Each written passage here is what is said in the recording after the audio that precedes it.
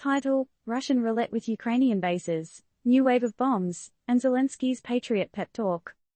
TLDR.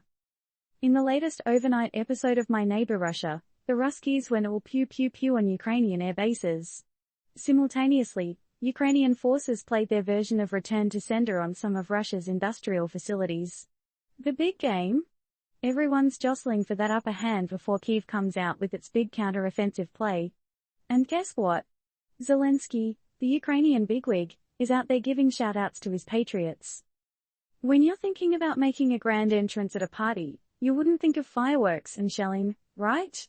Well, Russia and Ukraine might beg to differ. According to some midnight rumors, not the Fleetwood Mac song, Russian military went all surprise on Ukrainian airbases in a series of overnight strikes. Meanwhile, the Ukrainian forces weren't just sitting around twiddling their thumbs either. Nope, they decided to add a bit of spark to Russia's industrial facilities. Talk about explosive reactions. So what's up with all the boom-boom action, you ask? Well, my dear reader, it's all part of the international game of chess. Both sides are hustling and bustling, trying to score brownie points before Kyiv unrolls its much-anticipated counter-offensive strategy. Amid all this chaos, Ukraine's big boss, Zelenskiy, took a moment to appreciate his patriots. Talk about leadership, eh? Nice work, fam. He probably said, while all the explosions were lighting up the sky. Now, we're all used to seeing damage reports being hushed up by the military.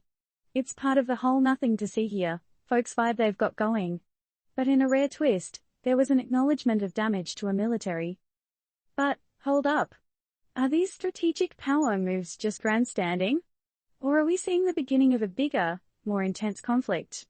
And, if Kyiv really has a counter-offensive in the works, how will it affect the region's already fragile peace? In this high-stakes game of power, who's going to get checkmated?